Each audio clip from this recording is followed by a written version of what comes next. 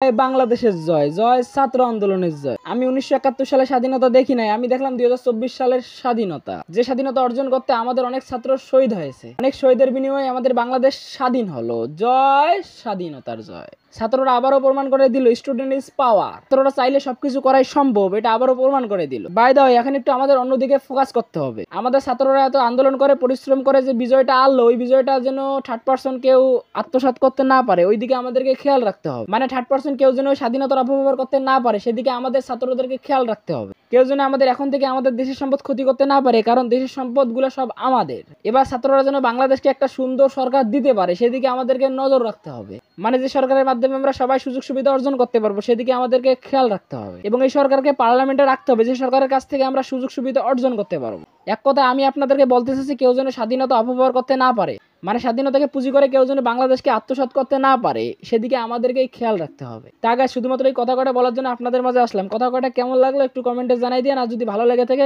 Share মেরা দিন, অন্যদেরকে শোনার সুযোগ করে দিন। টেক কেয়ার, আল্লাহ হাফেজ।